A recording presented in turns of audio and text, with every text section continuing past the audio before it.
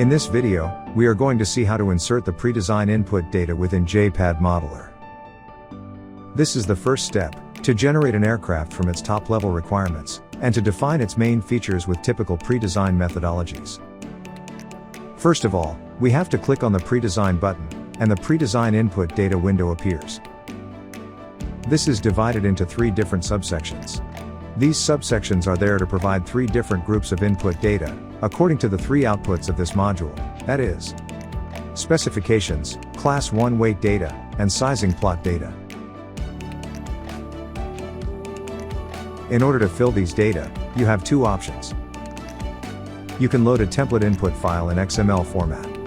Or you can provide each value in the set of TLARs manually, by filling all the fields of the UI. To load a top-level aircraft requirement template, you can click on the Load TLAR button, and JPAD Modeler will automatically point to the folder that contains all the available templates. Simply select one of the provided templates, click the Open button, and all the fields will be filled.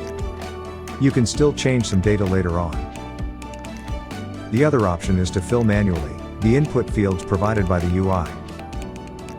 JPAD Modeler will not allow users to generate an aircraft until all the data are filled and consistent.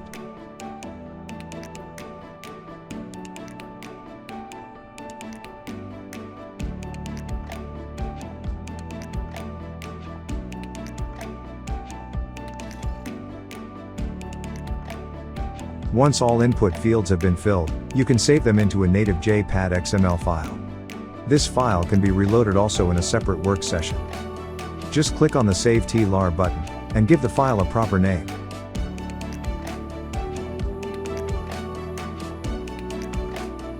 If you want to start again with a new project, just click on the Restart Project button.